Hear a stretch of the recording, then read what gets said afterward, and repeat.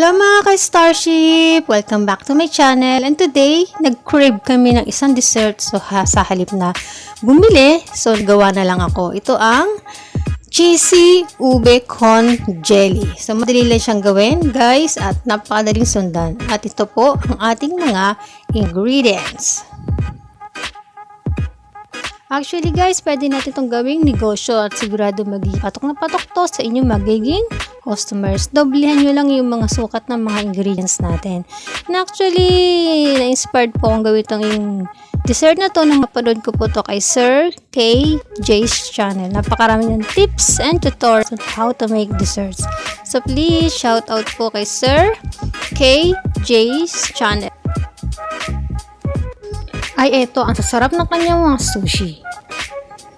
Kay sis naman, ako napanood ko po yung kanyang nilasing na hipon.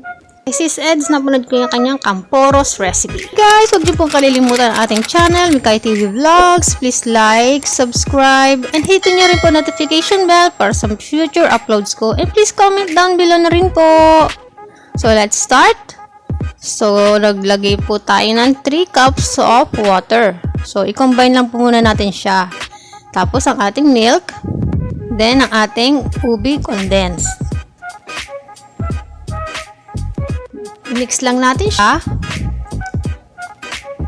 And, meron din po itong vanilla flavor. So, hindi lang po siya na-record.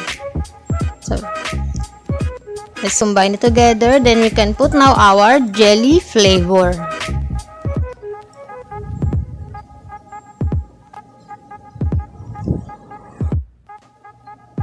So, i-dissolve lang po natin yung ating jelly.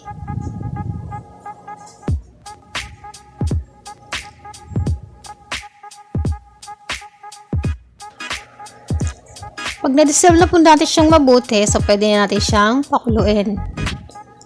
Keep on mixing po until it boils.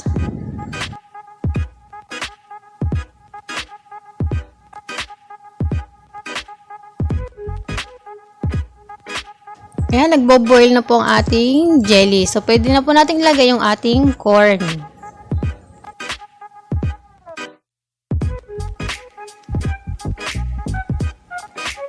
Ayan, nagbo-boil na po siya at pwede natin siyang i-cool down muna bago ilagay sa ating mga trays.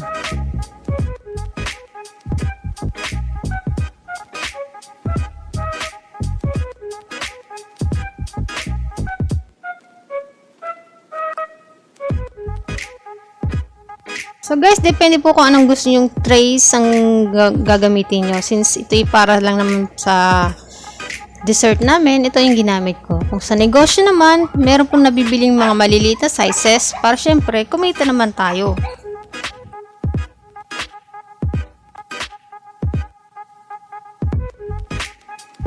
After this, palamigin lang po natin mabuti. Then, pwede na natin ilagay ang ating cheese. Mas madaming cheese, mas masarap. At lagyan na rin ng toppings na corn.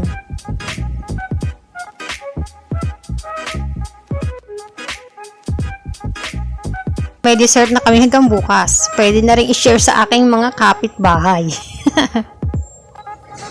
For future promotions. Ganun.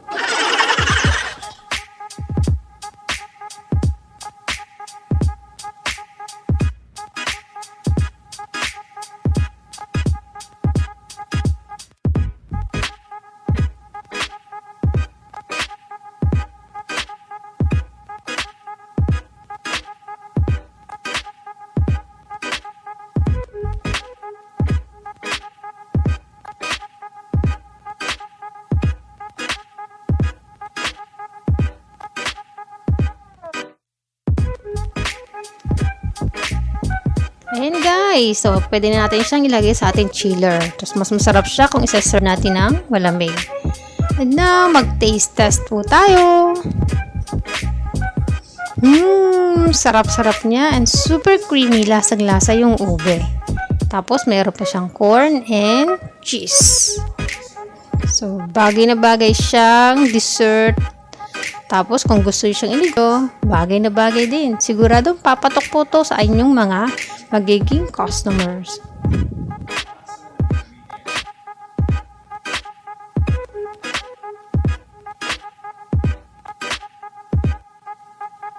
So, yan guys. Ito na po ang ating Ube Con Jelly. Tama ba? Ako lang nagbigay ng yun. So, salamat po sa inyong panonood. And please, kung nagustuhan nyo po ang aking video, like, subscribe, and hit nyo rin po yung notification bell para lagi kang update sa mga future uploads ko. See you next time in my next video. Thank you po and God bless us all. Thank you!